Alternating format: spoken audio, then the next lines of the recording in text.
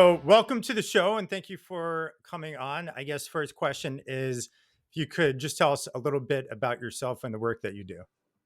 Sure thing. First of all, thanks so much for having me on. I am a Jewish American historian of Palestine, grew up in Michigan, um, and was raised in a very Jewish environment, going to Jewish schools and Jewish summer camps and Jewish youth groups, and traveled to Israel with my Jewish youth group. And for all those reasons, got interested in Israel.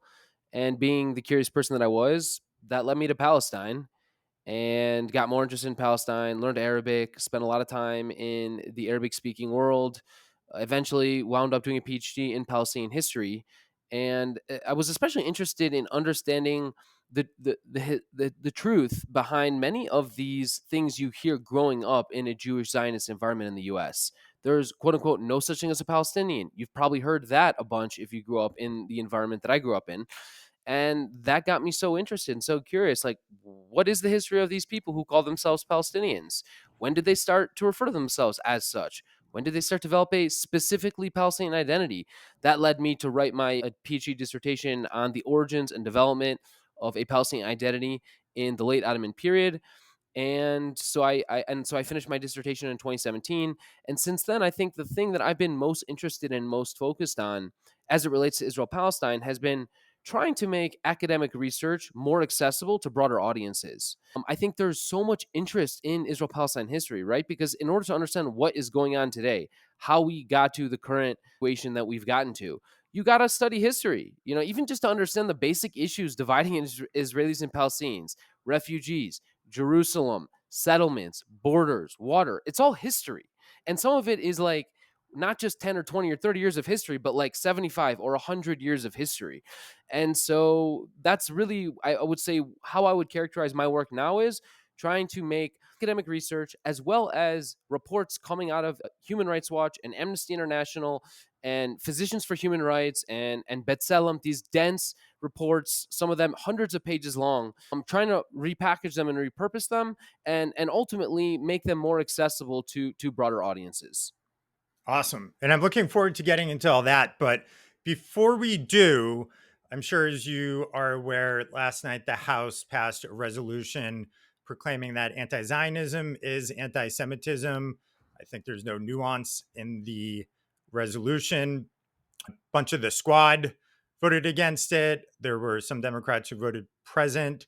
Jerry Nadler, who's I think the most senior Democrat in the House, Jewish, had voted against it. His argument was that there's a lot of Hasidic Jews that are not Zionist because of their belief that and I could have this wrong, so correct me, but their belief that only the Messiah can bring the Jewish people back to Israel.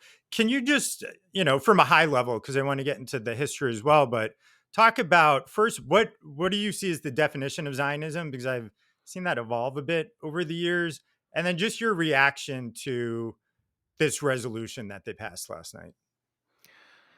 Zionism is a political ideology.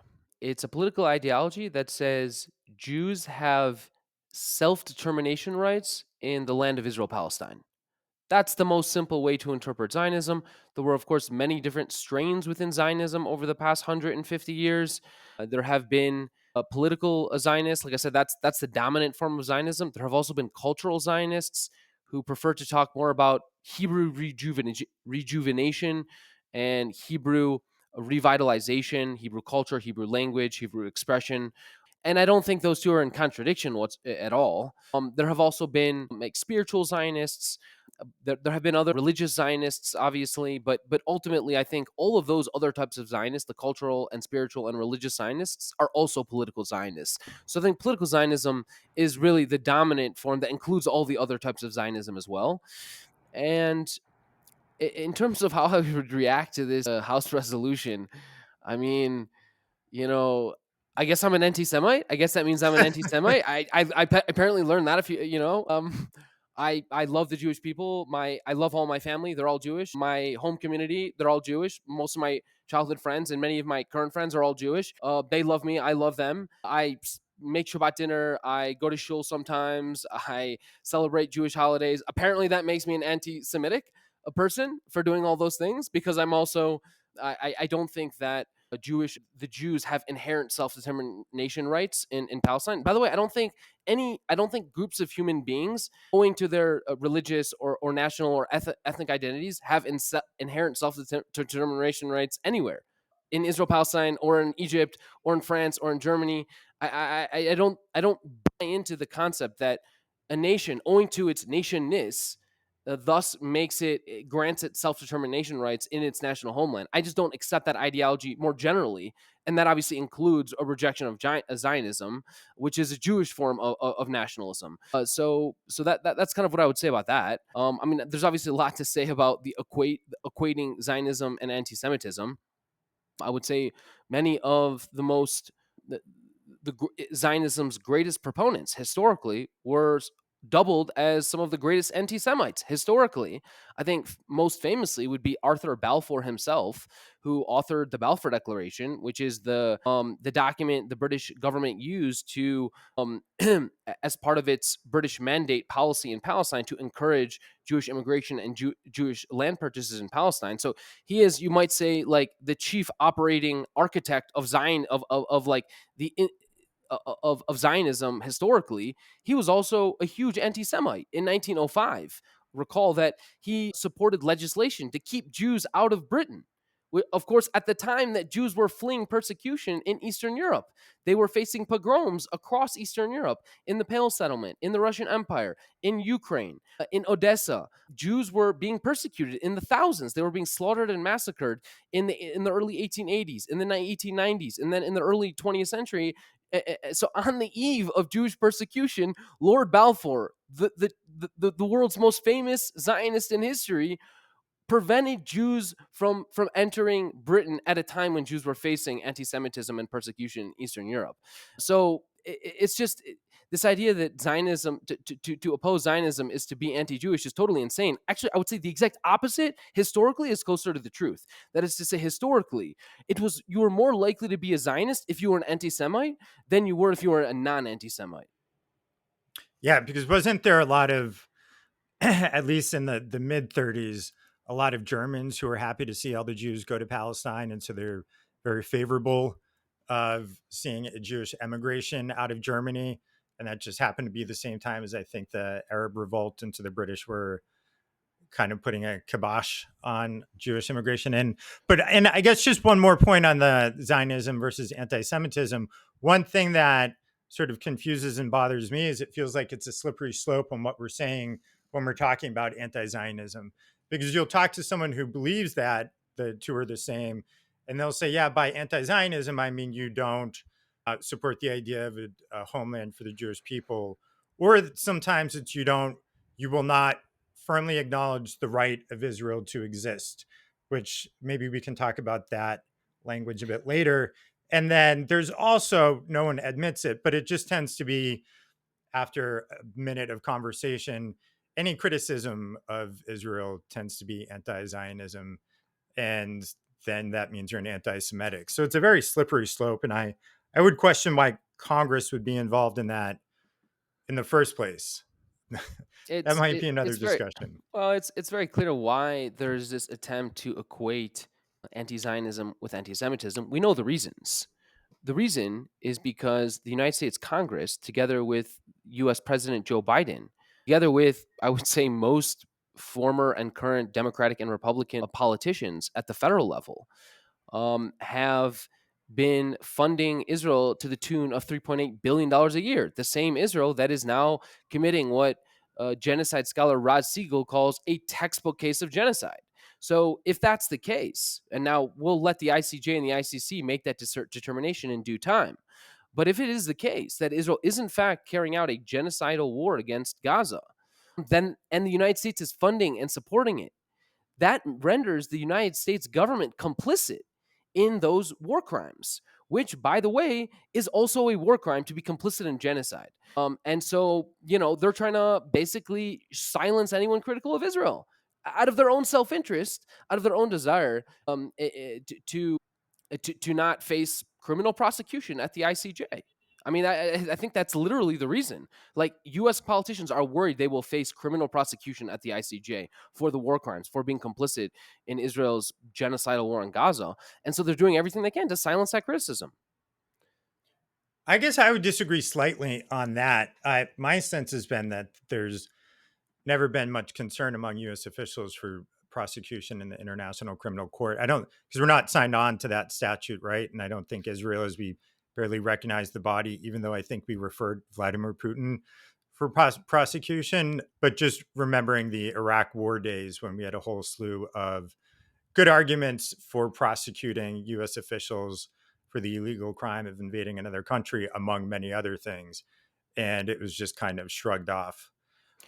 Yeah, that's a fair point. I imagine they may be more worried of travel to Europe, where most countries are party to the ICC and the ICJ. Perhaps that's a concern. Ultimately, though, I think there's a ton of pressure on them, pressure from APAC primarily, but also honestly J Street and some of the Zionist lobby groups. Perhaps also pressure from the weapons manufacturers. They know that. I mean, we recently saw, what was it? There was a state senator or a congressperson who was offered $30 million to run against, was it Rashida Tlaib, I believe, in Yeah. Michigan. So there's clearly a ton of pressure being applied on U.S. politicians to come out in strong support of Israel, and also come out with these statements that conflate Zionism and anti-Zionism with anti-Semitism. So you're perhaps right. I mean, that's perhaps my reading of the situation, but yeah, I wouldn't disagree with what you said. Yeah, and I would say another important lobby is, of course, the Christian evangelical Zionists, who I think have a huge influence, especially on the Republican Party. That kind of brings me to where I wanted to go next, which was the history of the conflict. And I recognize we could do hours and hours and hours of the history of the conflict, so we'll have to find a way to shorten that up a bit. So wanted to kind of set the stage before getting your thoughts. My understanding was in in the Hebrew Bible, in the Torah, there's God has a covenant with Abraham that the Jewish people have a right to this land. And this is sort of the historic, or I'm sorry, this is the religious basis for evangelicals and for Jewish Zionists to take back the land. I, the desire to have a Jewish state came at a time of horrible pogroms that the Jews were fleeing in Eastern Europe, also just traditional anti Semitism that had been going on the entirety of Christianity, which came in many different kinds of brutal forms. So there, and I had read that the original thinking for a Jewish homeland, they were actually looking at a couple different geographies like Madagascar, Argentina, potentially even the United States. But so they settle on this area, the Holy Land, Palestine, and the Ottoman Empire. And you mentioned the Balfour Declaration. I thought that would be a good point to start at, because the Balfour Declaration, Lord Balfour, who was he the Home Secretary? So at the time that the Balfour Declaration was adopted as official British government policy, he was in the cabinet. He was not the prime minister, but he was in the British cabinet. I can't recall exactly which position. He may well have been the foreign secretary. Yeah. So he writes to who is the initial letter to that he wrote to? Probably Chaim Weitzman, if I had to guess. Yeah. So he writes to Chaim Weizmann and says basically, like, it, in very diplomatic, regal British language, it is the position of His Majesty's government that a Jewish homeland set up in this part of the Ottoman Empire, and the context being there that the British were at war with the Ottoman Empire, and the also context in there that they had imperial interests in the region. And that's kind of the question I want to throw to you. As so the British do take control of this area. They split up the Middle East. The Ottoman Empire loses, spoiler alert, and the Middle East is divided up between the French and the British, and there's some complications there. The area that we're talking about falls under what was called Mandatory Palestine, and the British quasi kept their promise to Chaim Weizmann of allowing Jewish immigration, which had been occurring anyways. I'm sure the war made it challenging, but before the war, and they turned on the spigot up a little. And that is sort of dressed up in some historical texts as an altruistic move. I also had read that there were British evangelicalists at the time who supported this for the same reason that later American evangelicalists would. But can you talk to the imperial interest that the British had at the time, to Egypt, to this pipeline from Kirkuk to Haifa and things like that? Why what was in it for the British to start sending European Jews to mandatory Palestine? Yeah, so there's a few things to discuss here. The first is that recall the Balfour Declaration comes in 1917, amidst World War One, and at the time, the British Empire is hoping the Americans are going to enter the war on the side of the Allies. And there's this very anti-Semitic belief that is widespread at the time that Jews control the United States, and Jews would support a resolution like the Balfour Declaration that would encourage American Jews to get their government to join the war effort on the side of Britain. So that's really the first, I think, the first very contextual, very immediate reason the British embraced the Balfour Declaration is to get the United States to join the war, based on this belief that the Jews have all the power in the United States, and they're going to convince the American government to join the war effort on the side of the British Empire. But of course, beyond that, once the war is over, the British Empire, the British government is already occupying Egypt. Right? Recall the British invade Egypt in 1882, and they're already occupying Egypt now for what, 40 years. And the reason they want Egypt is because they want to control the Suez Canal, because the Suez Canal is connecting the motherland, which is Great Britain, to the crown jewel of the empire, which is India. And the fastest way to ship all these raw materials coming from India to the motherland, to the United Kingdom, to the British motherland, is through the Suez Canal. So the Suez Canal really explains, I think, that it's the beginning and the end of the story of why the British are so interested in Palestine. I mean, there's a third factor, of course, and they have Egypt on the western flank of the British Canal. Now they have Palestine on the eastern flank of the British Canal. Excuse me, of the Suez Canal. So that is absolutely critical for British imperial interests, because recall, it's not Egypt that really matters that much, and it's not Palestine that matters that much. It's India, right? India is sort of the crown jewel of the British Empire, and so controlling Palestine gives British both the eastern and western flanks of the Suez Canal. That's probably the second reason. I would say the third reason, as you correctly pointed out, is that oil becomes a very important commodity during World War One. The British decide to transition their naval fleet from coal to oil during the war, and Britain's number one source of oil, especially as the war cuts off other sources of oil, its number one source of oil during the war is coming out of Persia and the Persian Gulf, as well as perhaps some oil fields in Iraq. And so they need that. They want to ensure that they have control of Palestine, because that enables a land route. Basically, gives them a second route, resiliency in the British naval supply lines. So that's a very important factor as well. So I would say that's factor number three. And then factor number four would be that, recall, this is the era of the Great Game, quote unquote, as it's known, right? And you have Britain on the one hand, and you have the Russian Empire on the other hand. These are the two empires really competing for global domination at the time. And also the French Empire, and also the German Empire is a rising empire. And so, but at this time, there's this general attitude of like, if I don't control over this territory, then one of my rivals will. So it's kind of another pawn in the Great Game. Think of the way the United States supports Vietnam and Korea during the Cold War, because it's a sort of a new Great Game. It's Soviet Union versus the United States, but the Great Game at the time was really British Empire, the Russian Empire, and to a lesser extent the French and the German empires. And so Palestine is just another pawn in the imperial conquest of the world. So I would say those are probably the four most important factors that help explain Britain's interest in the Holy Land. And maybe a fifth would be sort of the ideological reasons. I would put those at a distant fifth, because this is all about empire. This is not about ideology. But yeah, you're absolutely correct that there is a strain of, you might say, kind of biblical literalism. There's a strain of eschatologicalism in across Christian Europe at the time, which says something to the effect of, if all the Jews wind up in Palestine at the end of days, that's gonna come help bring about the second coming of Jesus. And so it's part of this eschatological belief in the end of days that the Jews should return to Palestine. And maybe a sixth reason would be there is a great deal of anti-Semitism in Europe. And so, hey, wouldn't it be great if we got rid of all these filthy Jews, sent them all to Palestine? Wow, wouldn't that be great for us and our prosperity and our future? So there's a ton of factors. I would say imperial is most important. And then maybe you might say some of these ideological or religious factors also played some role.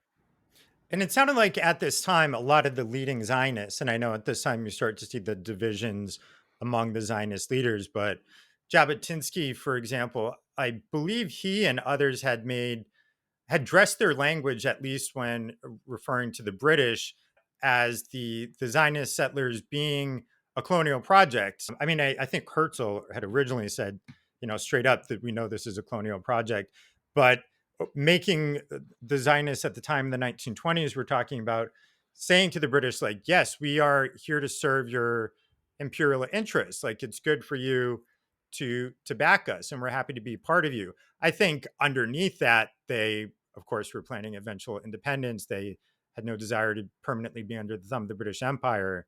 But was it not the case that both sides were kind of speaking this language and recognizing it as an imperial relationship?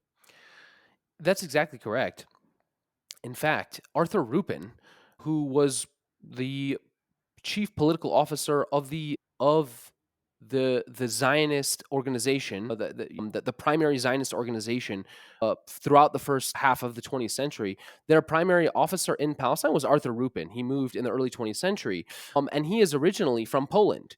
And there's this anecdote that in one of his first hires, as he was trying to build out his Palestine office of the Zionist Executive Agency, one of his first hires was a German officer who was in charge of the German colonization efforts in Poland. Because at the time, Germany was basically expanding eastward and essentially colonizing parts of Poland and trying to figure out what the best way was to increase the German demographic domination in certain parts of Poland where Arthur Rupin was from.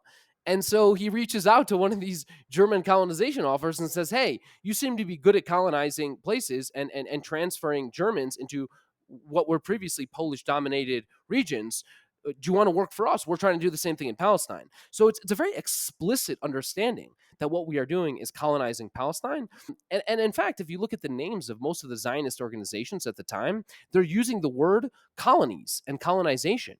The Jewish Colonization Society, they explicitly define the organizations, and many organizations within the Zionist community use the word either colony or colonies or colonization. So it's very much a part of it. And again, and I don't think this should be a surprise to anyone who has a deep understanding of late 19th century and early 20th century European history. There was nothing wrong with colonization at the time. You have to remember, like, this is a time when, slaves had recently been freed in the United States, at a time when there's congresses, the congresses in Europe taking place in the 1880s and 90s are like, how should we colonize Africa? How do we divide up Africa? Right? The famous Berlin Conference of 1878 was, how do we divide up Africa? Which European country should get which colony? There was nothing pejorative about using those words at the time. That's why they used them, because this was part and parcel. In fact, if anything, they sought colonization as a good thing. Hey, we're bringing civilization to these barbaric natives who haven't changed in thousands of years, who adopt primitive farming practices, who don't understand, European democracy and European parliaments. We're going to bring all these great things to these people through our colonialization efforts. So they actually saw themselves as doing good deeds and bringing civilization to the colonized peoples. And in fact, if you look at many of the Zionist writings, the diaries and the memoirs of Zionists themselves, they talk about, they use this very colonial language to describe the native inhabitants of Palestine, that they're barbaric, that they're lazy, right? They have this colonial image. The natives are, they haven't changed in 2,000 years. And here we are bringing modernization to these backwards natives of Palestine. So I want to move us forward on the timeline because I'm hoping we can get to the present moment and talk about that. But felt like there were a few more key points for more years we can stop at, maybe 1948, 1967, and then depending on the clock, potentially 1993. So let's stop first at 1948. So quick background for those unfamiliar.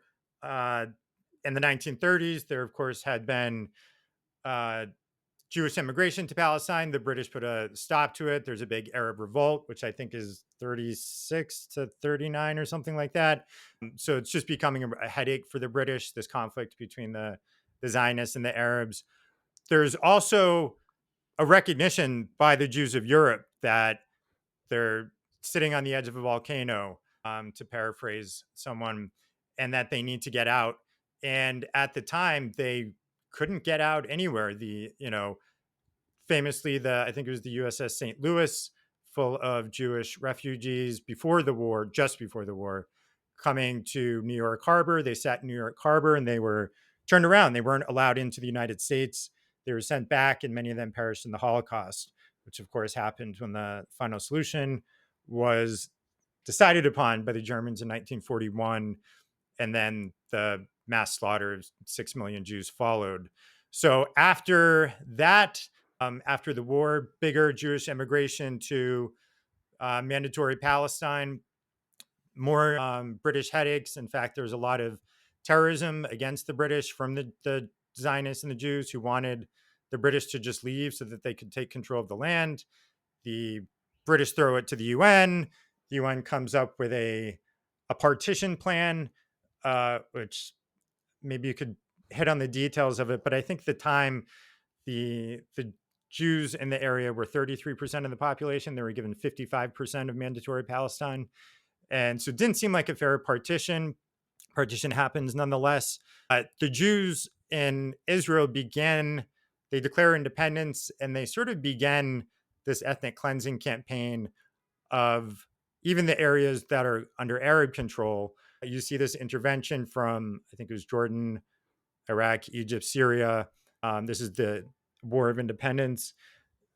And then what happens is Israel sort of really mobilizes its army, and not just drives back the nation states that invaded it, but they go village to village and drive out 750,000 Palestinians from their homes, many of which settled in the Gaza and the West Bank, and their families are still there today. So that was a big intro, but I'm wondering if you can speak to the Nakba and really what happened there at the beginning of the founding of the state of Israel.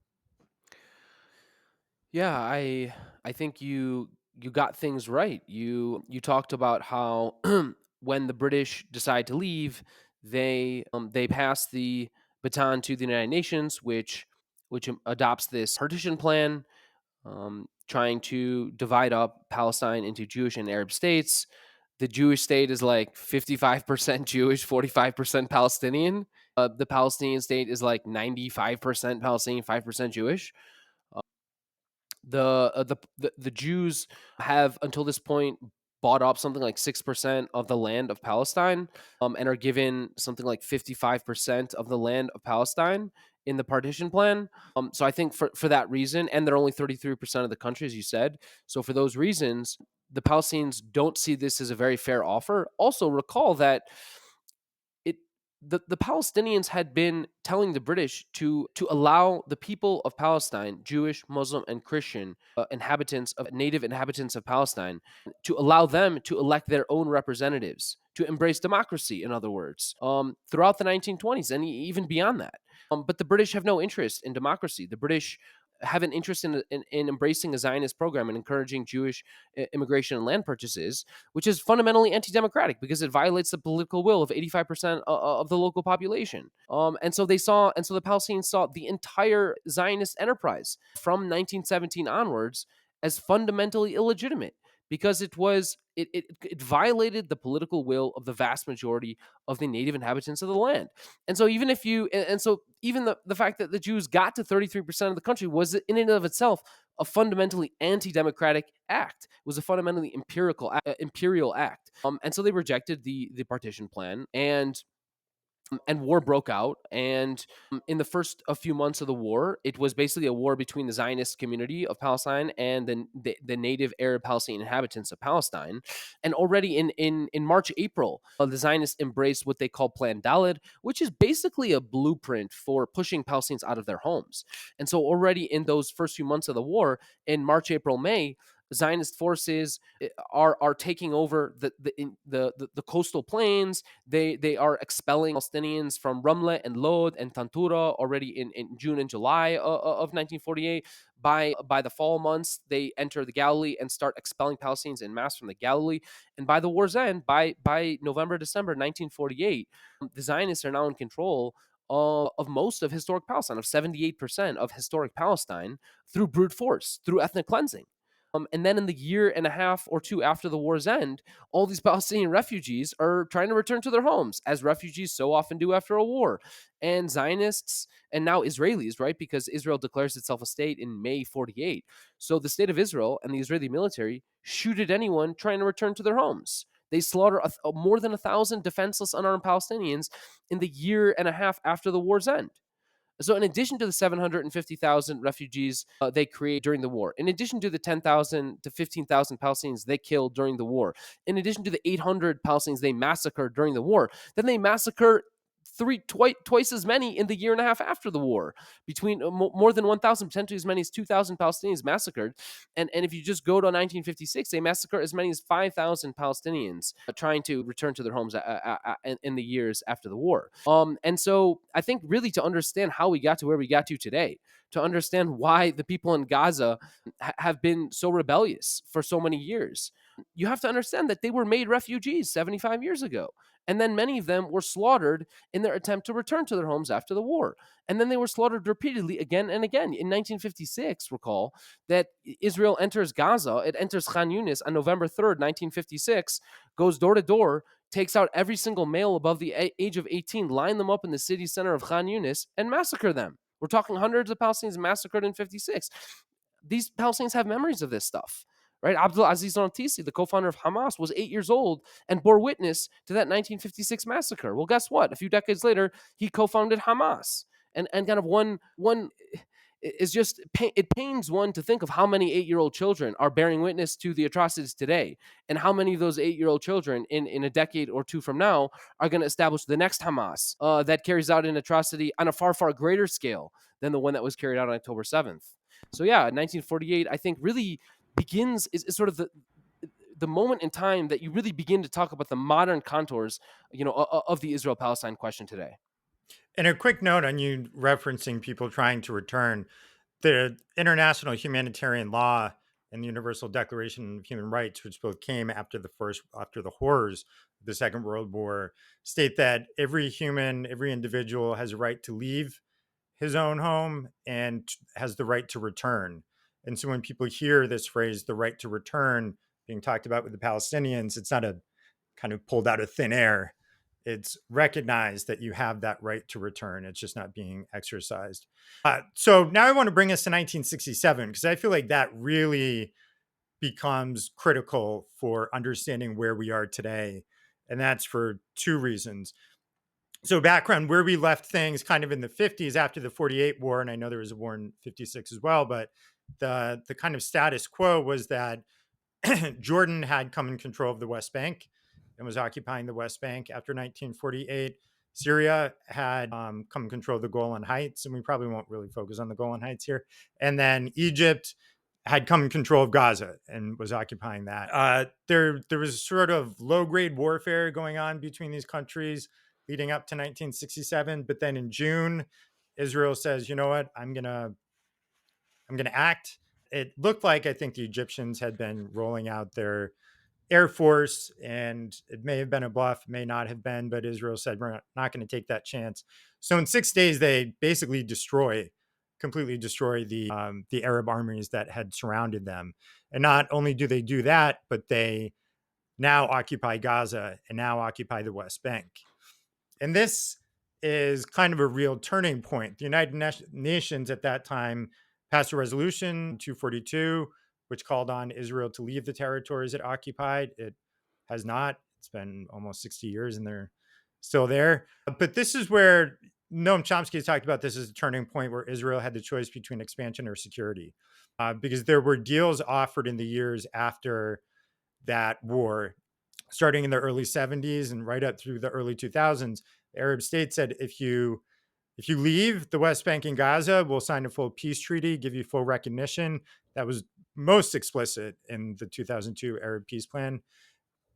Or, you can stay and there'll be problems. Israel chose to stay because it was not interested in security. It was interested in expansion. That is to say, it wanted to colonize the West Bank and Gaza and Sinai at the time, and the Golan Heights, which it's officially been recognized the United States as part of Israel now. So I'm wondering if you can talk about that a lot, and if you agree or disagree that this is sort of the crux of the conflict. And then a sort of secondary point that many have argued, Finkelstein, Chomsky, that this is also when Israel starts to become a US client state, when the special relationship really starts, because the US was so impressed by Israel's ability to wipe out this slew of Arab armies, which were secular, socialist, quasi aligned with the Soviet Union. The US had its hands full in Vietnam, has always viewed the Middle East as strategically the most important area in the world. And now you've got this little country who kind of beats everyone in 6 days. And the love affair seems to be again there. So if you could talk about that, the occupation and what that means beginning in 1967, and then the special relationship with the United States beginning at that time. Yeah, so the first thing I would point out is that I agree with your framing that Israel had to choose between security and expansion, and it chose expansion. But from Israel's own point of view, they didn't have to choose. It was under the false belief that expansion meant more security. Perhaps, maybe some Israelis might now regret that belief, but that was certainly the belief at the time. In fact, the Israeli cabinet, met in the weeks immediately after the war ended, after the guns fell silent in June 1967. And they made a decision at the time. They made a number of decisions. One, they decided to annex a massive area around East Jerusalem and just annex it into Israel. Two, they made a decision that Israel would hold the Jordan Valley region on the border with Jordan forever for security reasons, right? Based on this false belief that if we maintain an Israeli military presence in the West Bank forever, that is in our security interests. Then they decided, they made a decision about Gaza, which was, we will also hold on to Gaza forever, and ideally we're going to push out the Palestinian residents of Gaza, because this is where many of the Fedayeen had been based. This is where they had seen a lot of resistance coming out of. So they actually talk about expelling all Palestinians from Gaza in the weeks after the June 1967 war. Those cabinet meetings were obviously held in a secret, but eventually the details came out. So at the time, Israel believed that it was in its own security interests. And long after June 1967, it continued to believe that well into the 1970s and even into the 1980s. It had This this, was, yeah. just to remind me, was this under Golda Meir, the 67 war? No, this is, I believe, Levi Eshkol, I believe, is the prime minister. We can fact check that, but that is my understanding. And so but long into the 70s and 80s, you have Israeli leaders talking about how it is in Israel's security interest to expand the settlements, right? Because the settlements are built on hilltops, they're built, above the aquifers, and so Israel has this belief that it has added military control over these territories as a result of its settlement expansion, as well as its military presence in the territories. And if you believe that might makes right, and if you believe that ultimately all these people that are committed to Israel's destruction forever and ever and ever, and there's nothing that we can ever do to change that, which is basically, I think, what many Israeli leaders have believed for a long time, falsely believed, but nevertheless, that's what they have believed. You can at least understand how they arrived at that argument, that actually we just need to be in control. We need to dominate the hilltops, and we need to have a military presence everywhere, because that's the only way to ensure Israeli security. But of course, I think now it's obvious that if you look at, where Israelis are facing the most violence, right? It's of course in the territories themselves, or next to the territories where Palestinians are attacking them from. But just to sort of get at this question, around how it is we got to the current moment, I agree completely that really, yes, 48 is important, but 67 is much, much more important. 48 helps you understand how all these Palestinian groups in exile came about, right? Because you have now 750,000 refugees, and who are all very angry, and all living, many of them living in dire conditions, overcrowded refugee camps, in total impoverishment. Lo and behold, some of them pick up arms and resist and join the PLO, which is founded in 64, before Israel occupies the territories. Fatah is founded in 59, long before Israel occupies the West Bank and Gaza. So there's already military resistance in exile against Israel before 67.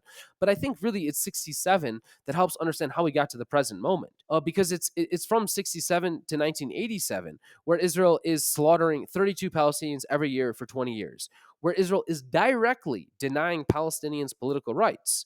It's where Israel is, preventing Palestinians from organizing political parties, from even organizing 10 people for a political cause, from waving a Palestinian flag, from even using the name Palestine in the name of an organization or a bank, or from even painting a painting using red, green, black, and white is illegal. And in fact, a Palestinian by the name of Fathi Ghaban sits 6 months in an Israeli jail for having committed the very violent, dangerous act of using those four colors in a painting in 1982. And so and so you have assaults at checkpoints, daily physical abuse at checkpoints, harassment at the work in the workplace, right? Because you have all these Palestinians now working in Israel being bullied, being humiliated. So it's this 20 years of home demolitions and land confiscations and settlement and expansion and killings and arrests and deportations. 2,000 Palestinians get deported during this 20-year period, and that all culminates in the first Intifada, the first uprising. I guess I'm probably also anti-Semitic for actually I'm genocidal. Palestinians are genocidal for using the word uprising, as you recently saw. But there's an uprising, kind of like the Ghetto Warsaw uprising or other uprisings where oppressed peoples rise up against the oppressor.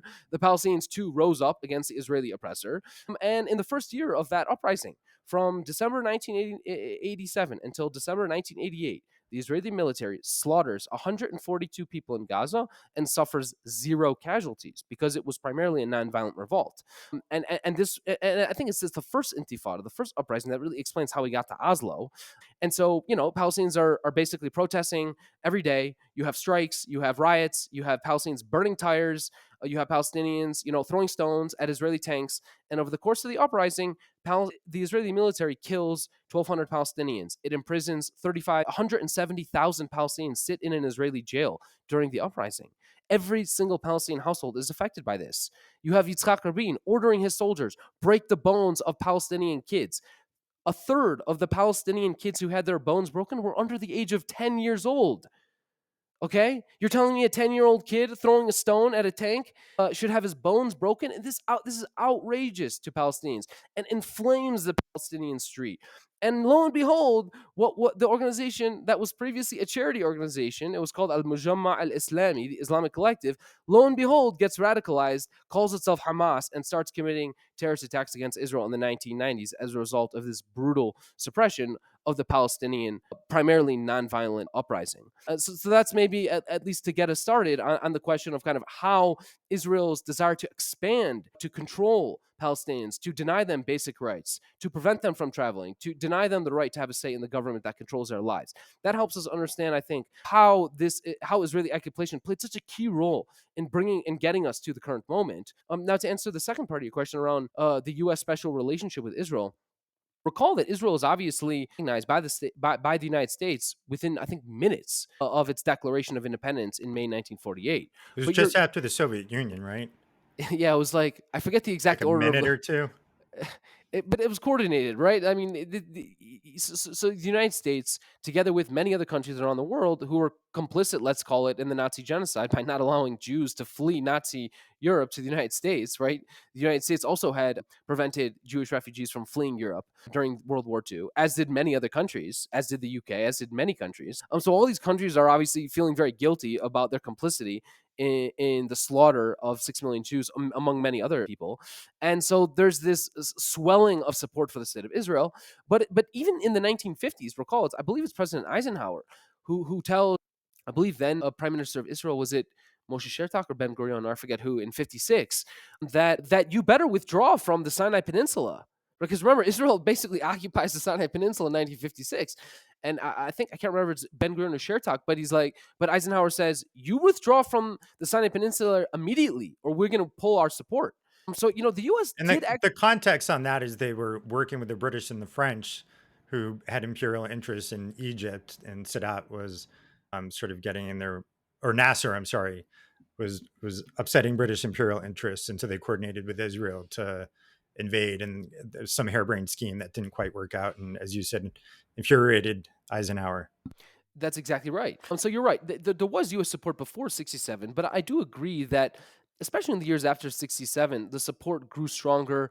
You have, I think, also, both in terms of, but then I don't think I mean, really, I might place that kind of special relationship, even I might date that to an even later date, perhaps in the 70s, when, especially after the 79 Israel-Egypt peace treaty, when Israel really doubles down on its support for Israel, and begins these huge military aid packages and economic aid packages, and really starts to touch for Israel at the UN.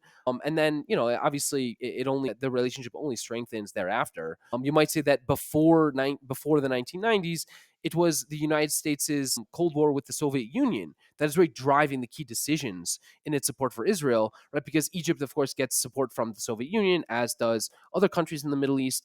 And so Israel is seen as this American bulwark in a region that is dominated by, let's say, the Soviet Union. I think that is the primary driver for American foreign policy decision making, in the, let's say, the 60s and 70s, and maybe even in the 80s. And then I would say it's really in the 90s, maybe, when the kind of you have a kind of a new independent U.S. foreign policy, which isn't driven so much by the Cold War, which is now over, but I would say much more about this kind of shared, belief in shared values.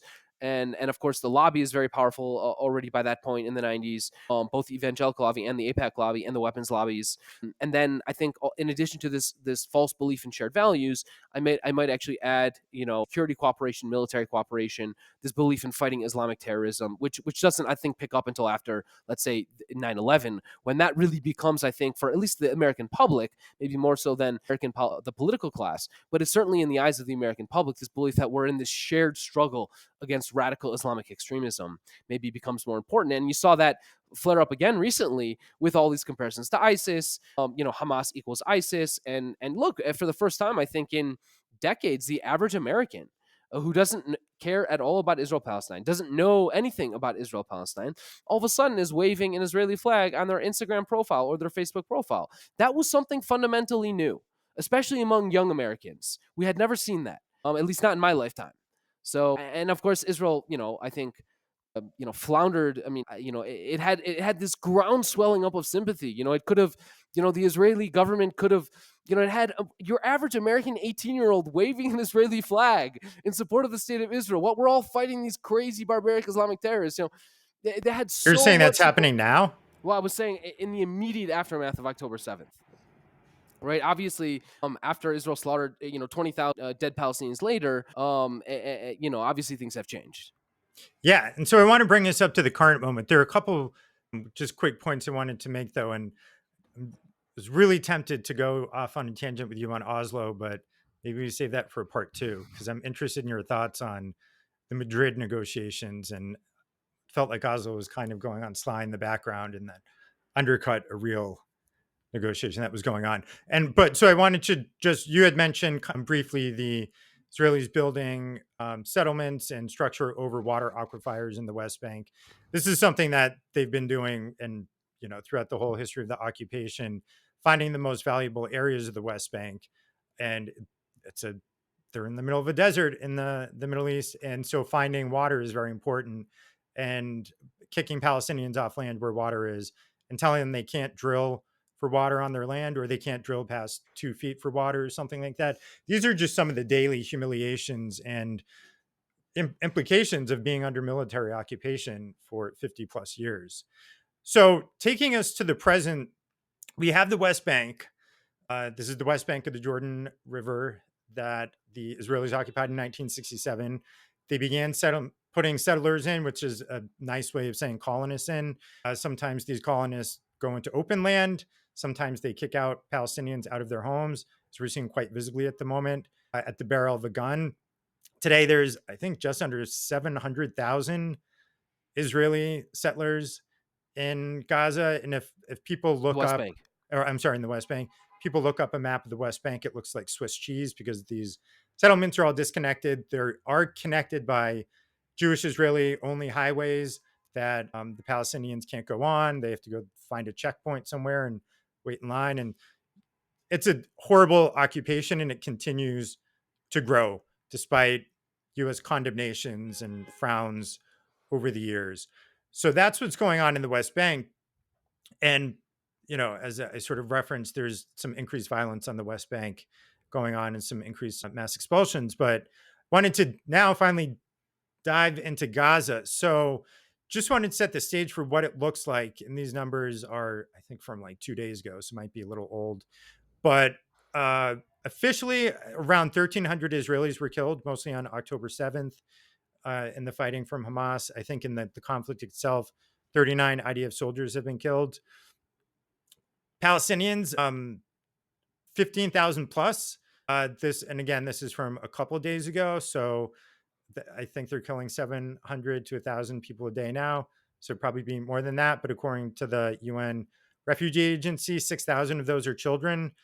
Over 1.5 million Gazans have been displaced. That's 75 to 80% of the population. And then if people have seen pictures, it looks like Berlin in 1945 or Nagasaki or something like that. So my question for you, just paying much closer attention to this than probably most people, what is life? What is life like in Gaza right now for the average Gazan?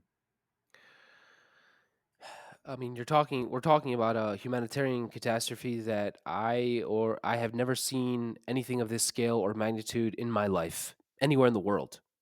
We're talking about 2.3 million people who the vast majority of whom are now sleeping out in the open air shelters now. We're talking people, you know, 50,000 people in a single shelter that maybe can is actually meant for a couple hundred people. You're talking about 1,000 people sharing a single toilet. You're talking about a daily struggle to get bread and water. I mean, you have these horrific anecdotes. People are waiting 12 hours in line for one piece of bread. By the time they get to the line, there's no bread left. They go hungry. People are drinking salt water. People are surviving on salt water. There's not enough fresh water, right? So recall that for the first 3 or 4 weeks, no aid was allowed in prior to October 7th. You had about 500 aid trucks entering Gaza every day during the period of blockade and siege. Recall that for 16 years, Israel had been blockading and besieging the strip, putting Palestinians in the Gaza Strip on quote unquote a diet. That was before October 7th. 500 trucks a day. You had zero trucks entering for 3, 4 weeks, and then a trickle. Maybe for the first 2 weeks of aid being allowed in, you had a total of maybe 100 to 200 trucks allowed in. Now you're talking about during the period of the ceasefire, you had, I think, about 150, maybe 250 trucks allowed in per day. But now it's coming down again because the war has resumed and it's hard to get aid in. And so now you're talking about a population that does not have enough to eat, that does not have access to fresh water. The healthcare system has completely collapsed. You have hundreds of thousands of Gazans in the north who have no access to healthcare. Zero. There are no functioning hospitals left in the north. These people, you're talking about anesthesia. There's no anesthesia. Women are delivering babies with their C-sections without anesthesia.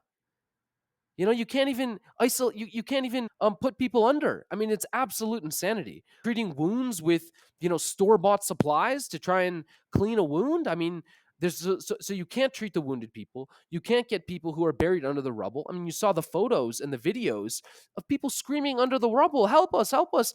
And you have Palestinians on. There's no equipment. You can't get equipment to reach to remove the rubble. They're buried under the equipment, left to die. And so, yeah, it's absolutely, it's an absolute humanitarian catastrophe, and it's just getting worse and worse. I mean, this is the crazy thing.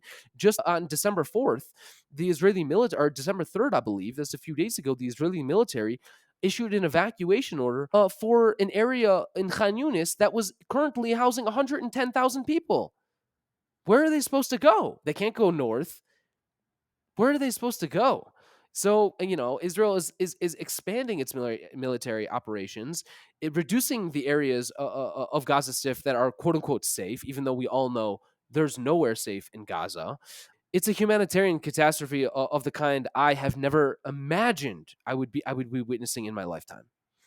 And I'm interested in what you think Israel's ultimate aim is, because we've heard a number of different reasons. I think at the beginning of the conflict, or when it was really accelerating, it seemed pretty clear that the aim was just mass expulsion of the Palestinians.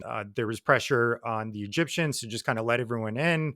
Israel has, as you pointed out earlier, long wanted full Israeli Jewish control of the West Bank and Gaza. People talk about river to the sea. The founding charter of Lakud calls for control, Israeli Jewish Israeli control from the river to the sea. There was even a US budgetary request as part of Israeli aid that asked for Congress to fund refugee resettlement, which might have been nothing, but people looked at as helping the resettlement of 2 million people coming out of Gaza. It seems like that's not going to happen, in large part because of the objections of Egypt and other Arab states. Israel says its strategy, its strategic objective is to defeat Hamas. I'm very skeptical of that. I think they're not idiots. Netanyahu's not an idiot. He may be incompetent in a lot of stuff, but I think they know that this kind of thing causes terrorism. That, but to your point, this is how Hamas got founded when you kill 9 out of 10 people of the family and the remaining person is a 15-year-old boy. He has a good chance of maintaining anger toward the Israelis. Lloyd Austin said the other day, U.S. Secretary of Defense Lloyd Austin, that it's a strategic defeat for the Israelis if they keep going like this because they're only going to strengthen Hamas. So my thought, I'm curious your response to this, that it's just a terror campaign, that get, they can't push them out at the barrel of a gun because the Egyptians won't accept them. But what if they just completely make it uninhabitable, terrorize the shit out of everyone, completely traumatize them to the point where you kill large amounts of the population and then the others just find a way to get out? I don't know how, but find a way to get out because it's uninhabitable. Maybe the UN rules it uninhabitable. I think they had before the war even began, but and just sheer revenge and terror. And that, I mean, we've seen states in the history of war do actions that are just purely out of terror. I think that's what Dresden was about that. We've seen other examples. Is that just, what are your thoughts on that? I mean, do they have a more sensible objective? How do you see that? Well, according to reporting by 972 by Yuval Abraham, um, we know that the goal of many of these strikes, if not the vast majority of these strikes, was to, quote, create a shock that will reverberate powerfully and, quote, lead civilians to put pressure on Hamas. The goal, and so basically Israel made a military decision to, again, this is according to 972 reporting, where they spoke with a number of senior intelligence officials who are involved in decision making processes around operations in the Gaza Strip. So from the belly of the beast. And the conclusion of this report was that they have significantly expanded its bombing of targets that are not military in nature. The explicit targets are public buildings, infrastructure, high rise blocks. So any building that's high is a target. We're talking civilian buildings where people are living. Those are now the targets. And that is 972 reporting from military officials involved in making the decisions around what to bomb in Gaza. We know the cat is out of the bag. The target is the civilians of Gaza. I mean, and we know that also from Israeli military official statements and Israeli political official statements. It was Bibi Netanyahu who said not once but twice that the enemy, where he likened the enemy to Amalek, the biblical peoples who the people of Israel were instructed to completely eradicate, wipe out every man, woman, child, and ox, including the livestock. Okay, so I mean, this is one among dozens, if not hundreds, of statements made by very, very senior Israeli political and military officials to the effect that everyone in Gaza is a target. So we don't even need the 972 reporting. We already know that from the statements made by Israeli leaders themselves. And of course, all of this checks out when you actually look at what is being bombed. Right? It's civilian infrastructure. It is residential neighborhoods. It is refugee camps. It is hospitals. It is UN schools. It is stockpiles of health supplies. These are the targets. So recall the statement made by an Israeli military spokesperson: the goal is not precision, the goal is damage. We're cutting off all food and water and electricity to everyone in Gaza. The goal is to punish the people of Gaza for the actions taken by Hamas. And there's nothing new about this approach. We've known already from June 2007, when Israel first imposed the blockade on Gaza. The statements coming out of Israeli political and military officials were exactly the same. They were, we are imposing a blockade to punish not the military officials in Hamas, but the people of Gaza. We are going to punish the people of Gaza for having elected Hamas, which is the reason why the UN declared the blockade illegal, because it was the explicitly stated goal at the time was to punish innocent civilians. So we know the goal. The goal is revenge. The goal is a high death toll. I think another goal is a political survival for Bibi Netanyahu. I mean, this has been quite obvious for many weeks, really since October 7th.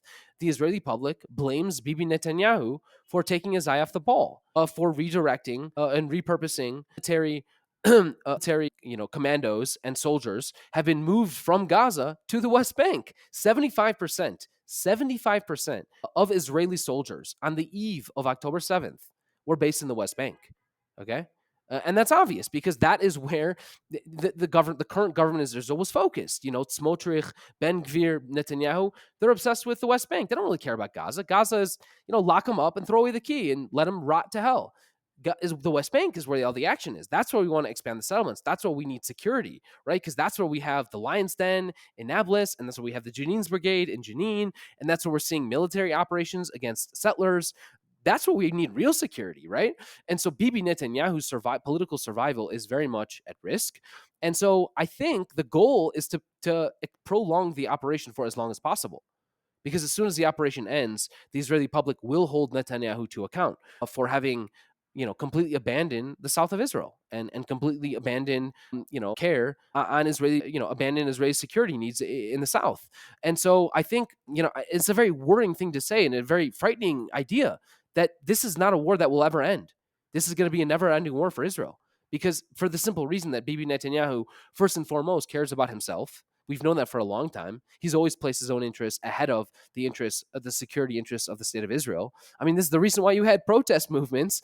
You had, a 30, 40, 50 week long protest movement. Every Saturday night, you had tens, if not hundreds of thousands of Israelis, and many of them right wing Israelis gathering in Tel Aviv, calling for an end to this government.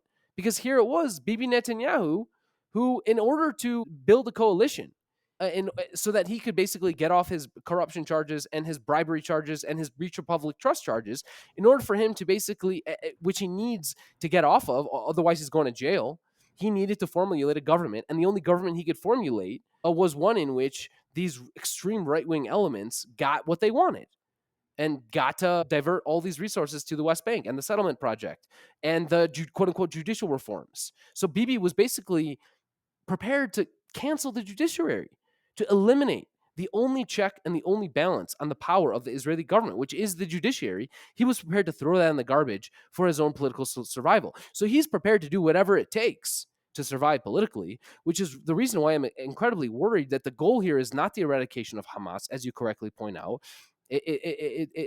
How do you eradicate Hamas? They control half the mosques in Gaza. They control the schools. They control the Ministry of Public Transportation, the Ministry of Energy. They control Gaza at the governmental level. You're going to eradicate 100,000 civil servants? Well, you're going to eradicate like 40,000 Hamas fighters, all of whom are underground? The Israeli military won't even go underground. They won't even fight underground. They're going to. What if they killed a few hundred at most Hamas fighters? Even if you believe the Israeli estimates of a few thousand, I'm not sure how they verify that number. But even if you believe the Israeli statements that they've killed thousands of Hamas fighters, well, there's 40,000 more. There's 37,000 more. You've killed 10%. They got 90% more, and they have probably hundreds of thousands more who are prepared to pick up arms and fight Israel. I mean, you can't eradicate Hamas. It's a crazy idea. It's like Hamas saying to Israel, we're going to eradicate Israelis. I mean, it's like you can't eradicate but I mean, that's kind of the scary thing is actually that is seemingly the goal, which is basically just kill everybody and stay in Gaza forever. I mean, ideally push them all to North Sinai. But yeah, basically stay in Gaza forever, kill as many Palestinians in Gaza as possible, destroy as much Hamas infrastructure as possible, and ultimately reoccupy Gaza forever and push out every last Palestinian to North Sinai. I think that's the goal. One question that just popped up for me when you're talking, because you heard a lot about Netanyahu wants to prolong the war to stay in power, to avoid corruption charges if he leaves office, that sort of thing. Being an American, I'm less familiar with parliamentary systems and coalitions, but we know during World War I, for example, the British switched prime ministers during the war. They had Asquith at the beginning, they had Lloyd George for the second half. You had even the British when the Second World War started. They started with Chamberlain, very quickly switched to Churchill. But there is precedent for switching prime ministers within a country, within a coalition during a war. Do you think it's possible that BB gets switched out? I mean, we have this new coalition war government, right? That includes, I think, Benny Gantz and maybe who else? I forget now. I find that very, very unlikely. If it was not part of the coalition agreement when Benny Gantz first joined this new coalition, I can't imagine Bibi giving up power. I look, even when Bibi explicitly signed a coalition agreement with Benny Gantz, it goes a couple years ago, when the explicit agreement was Bibi gets the first 2 years and Gantz gets the second 2 years. Well, we all know how that turned out. The coalition fell apart before the end of the first 2 years, right? So Benny Gantz never got to see the light of day as prime minister. But no, I don't, I can't see that happening. Bibi Netanyahu is an incredibly sophisticated politician. He has been in power almost continuously with a brief interlude, but almost continuously since 2009. He's a shrewd politician. Do not underestimate Bibi Netanyahu's ability to persist in the political arena in the state of Israel. Turning to Biden, many people have said, I think I even heard Netanyahu say this, that Israel is only able to do this because of the support of the United States. And that's been largely true of its conflicts going past decades. The US is the number one arms provider. We also provide the diplomatic cover, vetoing UN resolutions. We also, send warships to the region to warn others to stay out. So give this kind of protective shield over them, in addition to sending them Iron Dome years before. Do you think there's any chance that Biden starts to, calls Netanyahu and says it's over? And I'll preface that with, we know he likes to talk about meeting Golda Meir in 1973 and having some epiphany with her, and he's been such a big Zionist ever since. He has a pretty staunch pro-war record, Biden, and in my view, not a very good judgment on foreign policy. I'm not convinced all his cognitive abilities are at 100% right now. And, he's part of old school DC, which has always been very, very pro Israel. At the same time, I was shocked to see a strong majority of Democrats want a ceasefire. I even think a majority of Republican voters want a ceasefire. And then when you Correct. go down to the age breakdown, it's like near universal for people under 30. They tend to vote the least, but whatever, they want a ceasefire. It seems like this is becoming a huge political liability for Biden, and we know in supposedly Reagan called up Menachem Begin in the Lebanon conflict and said, "All right, time's up. Like it's over. You got to pull out." There's been examples of I think even Biden before, and when Israel was attacking Gaza a couple years ago, calling him up and saying, "All right, it's over." So this seems like it's a different beast. So I'm not sure that could happen. But what are your thoughts on how long can Biden go on like this? And does he have the ability to pull that plug? I wish I had some special insight into Joe Biden's thinking here. You're absolutely right. I mean, Joe Biden is very proud Zionist, right? I think there's this quote where he says, what is it like? If it weren't for the state of Israel, we'd have to create one, or if it would, So he is not just he's a deep supporter of not just the current war being waged on Gaza, but of kind of the state of Israel's raison d'être in the first place. And so it's hard to imagine a world where Biden would actually put real pressure on Bibi to end the war. I think we've seen already some amount of pressure to allow humanitarian aid in. I think it was the belief of Israeli political leaders that they could literally just let everyone in Gaza starve to death. That seemed to be what the Israeli government was trying to do by cutting off all food and water, and they seemed to push back on the United States during the first few weeks when there was a lot of pressure to open up the border crossings to aid, and eventually they caved and allowed some small amount of aid to enter. But even that was a struggle, just to convince the Israeli government to allow 2.3 million people not to starve to death, and not to dehydrate. That was a struggle, and so it is difficult to imagine a world where Biden's really going to apply any kind of real pressure on the state of Israel to wrap things up. I mean, What would Biden need to see in the United States for him to change course? I don't know, but as you correctly pointed out, the poll numbers are already showing the vast majority of Americans, especially the vast majority of Democrats, already support a ceasefire. I believe it's over 80%. But I think the thing I would worry about, and the reason I would believe that it's not likely he's going to change course, is that we've already witnessed sort of peak interest in Israel Palestine, right? The peak was probably week 3, week 4, maybe week 2, week 3, week 4. By week 5, there's obviously still a war going on, and people still care, and it's still in the headlines, but it's like kind of more of the same, right? It's sort of like, how many times is the New York Times and CNN going to run the same headline? Israel kills another 300 Palestinians in Gaza yesterday. Like, how many days is that an interesting headline? How many more new clicks is that going to drive? How many more eyeballs is that going to attract? Probably not so many more. So attention has already, I think, wavered, which means fewer Americans are going to care, which means there will be less pressure, which means Biden will have less, will feel less of a fire under his ass to actually change course.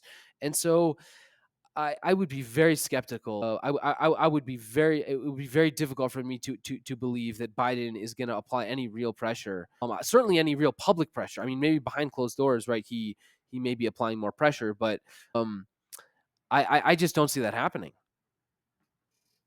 Feel like with a lot of people who support what Israel is doing, that's both Israelis as well as Americans who support it, whatever language they're using to express their support feels like just below the surface on that, perhaps on a subconscious level and perhaps on a conscious level for the Israelis, is you know what? Might makes right. This is how the world works. This is how all nation states throughout history have formed through blood and iron. The United States is an example that was a settler colony and pushed out the people who were there, whether through disease or through military violence. You can go back to the Romans going to Gaul and Caesar slaughtering 1 million people in Gaul before the Romans fully took control of that. I mean, it seems like it's hard to think of a nation state that didn't form very, very violently and on ethnic cleansing and, Angles and Saxons going to Britain, things like that. It just seems like it's one thing after another.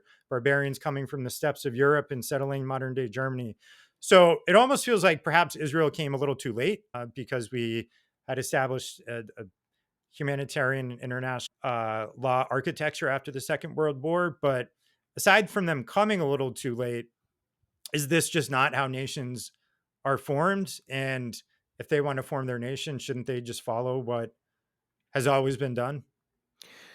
Well, you're absolutely right that nation states, many of them, if not most of them, are founded, especially settler colonial nation states, are founded through violence. That was certainly the case with the United States and Australia and Canada, all of whom essentially committed genocide against the indigenous inhabitants of those countries. I think there's a few key differences, though. The difference is not just that Israel came much later, but that Israel is continuing its policies of ethnic cleansing and of siege and of apartheid and of second class citizenship and of expulsions. Right, the policy continues. Right, whereas if you go to Canada, there is an attempt to make up for the wrongdoings of the past. Right, if you're a member of a First Nation tribe in Canada, there is at least attempts to acknowledge the past, speak publicly in Canadian politicians speak publicly about the crimes committed by previous Canadian governments. Same is true in the United States. We maybe not to the full to the extent that we should, but obviously in the United States as well, there are attempts to compensate, to provide indigenous communities extraterritorial rights in their own nations. Right? If you can open up a casino if you're a Native American community on your Native American reservation. Right? You have extra rights that non-Americans do not have. You can even conduct foreign policy in certain places in certain ways, which is obviously not afforded to the state of Louisiana, but it is afforded to some original nations, some indigenous Native American communities. So there have been attempts to sort of compensate. Again, I'm not here to pretend like we've gone far enough. In fact, we all know that Native Americans are among the most underprivileged, the most discriminated against, to have some of the highest rates of infant mortality, some of the highest rates of alcoholism. Right, so all these problems. So we clearly haven't done enough, but at least there is some attempt. There has some attempt to sort of compensate for the crimes committed by previous United States governments and Canadian governments and Australian governments. But that is not the case in Israel. In fact, that's the exact opposite. The crimes are not only continuing, they're actually getting worse. And so that's another key difference that, again, I mean, I think explains why it's not just that Israel was founded so much later than the United States and Canada and Australia, but also that the crimes are continuing to this day. How does this end? How does the Gaza war end? I've always been of the belief that negotiations between Israelis and the Palestinians have to take place under a framework of equality. I think that has been the fundamental problem with all efforts to try and resolve this conflict, is that the two sides have never been equal partners, have equal seats at the table. And my worry is that as Joe Biden talks about, we're not going to give up on the two-state solution, right? Like, that's great. Let's go for it. But there has to be a third party, a neutral party, someone from the outside, to apply real pressure to force both sides to the negotiating table as equals. And we've never seen that. If they're not equals, then we're just right back to where we started at Oslo. And I know we're not going to get into that because that's opening a can of worms. But but basically the problem with Oslo was that they were not equals. The Palestinians never had an equal seat at the table. Israel was both a party to the Oslo Accords and it was the enforcer of the Oslo Accords. Well, we all know how it turned out as a result of that power imbalance. Is that the more powerful side decided it made the decisions that were in its own interests. And if we go back to a negotiation table where Israel has all the power and the Palestinians have none of the power, then we're just right back to where we started. So there's got to be a political solution, and there's got to be a political solution that involves everybody. That was another problem with Oslo, is that Hamas and Islamic Jihad were not at the table. Even though if you go back to the previous 4 or 5 years before Oslo, the vast majority of the attacks committed against Israelis were committed by Hamas, were committed by Islamic Jihad. That was the armed conflict. By 1990, 91, 92, 93, the armed conflict was already between Hamas and Israel. And yet Hamas was somehow left out of the negotiating table. So you need a negotiation table. It has to be a political resolution in which all parties, both all Palestinian groups, those in the occupied territories, militant groups, terrorist organizations, Fatah, Hamas, Islamic Jihad, Jenin Brigade, Lions Brigade, the civil society groups, right? You need everybody. Everyone's got to be at the table. Everyone needs to have a say. If they don't have a say, they're just going to continue to pursue violence. And they have to have an equal say. And I'm not saying that's an easy table to figure out, of who's sitting where and how to get everyone at the table. I'm not saying that's easy, but there's only one country in the world that can bring everyone together, and that's the United States of America. And so ultimately, this conflict comes to an end when when Americans elect a leader that actually applies real pressure and threatens sanctions and threatens excommunication from the international community and threatens Israeli leaders that they will be tried for war crimes if they do not sit down at that negotiating table as equals.